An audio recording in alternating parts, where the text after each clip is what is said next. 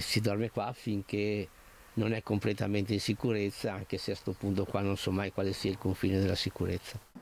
Ha trascorso la notte in camper Roberto Catto, titolare del Crazy Sport. Il negozio di articoli sportivi è razziato per ben 2 volte nell'arco di un mese, l'ultima all'1:30 di venerdì, quando i delinquenti hanno rubato 16 bici, sfondando la vetrata con un furgone, poi abbandonato sui binari della ferrovia all'altezza di Scomigo, dove è stato travolto dal treno regionale Belluno-Conegliano delle 6:30 e scaraventato in una scarpata. Una strage sfiorata mentre la caccia ai banditi da parte dei carabinieri prosegue. Dopo la rabbia e l'amarezza delle prime ore, Roberto ha avuto anche qualche buona notizia. Sono andato a recuperare un'altra bicicletta, la solidarietà è micidiale, comunque bellissima. Sono venuti qua dei signori che hanno detto che hanno visto delle bici in un fossato e che probabilmente erano mie, mi hanno fatto vedere la fotografia, le ho riconosciute e mi hanno accompagnato e sono andato a ritirarle.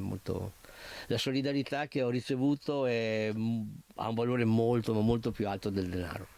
Solidarietà tangibile dunque, che si vede anche dove, fino a 24 ore fa, c'era la devastazione. Hanno fatto dei lavori a tempo record, veramente siamo stati tutti sorpresi, sono venuti qua un casino di ragazzi, hanno fatto il muro, hanno messo sulla vetro, cioè siamo stati tutti sbalorditi, non devo dire solo che grazie e basta, cioè non c'è altro da dire. Un grazie di cuore che rinfranca dopo tanta rabbia e amarezza, anche se Roberto resterà sul suo camper fino a lavori conclusi. Sulle maniche adesso è passato un giorno e siamo ancora pronti, con calma e con attenzione, però si riparte ancora, martedì si riparte. E Roberto ringrazia anche le forze dell'ordine, semmai il tema della sicurezza va affrontato altrove. La zona è ampia e capisco anche quando magari non arrivano in tempo perché magari stanno operando in un altro settore. Le forze dell'ordine è l'ultima che ha delle colpe su questo. Quindi bisogna intervenire più in alto. Molto più in alto, sì. Non è bellissimo dopo 40 anni di lavoro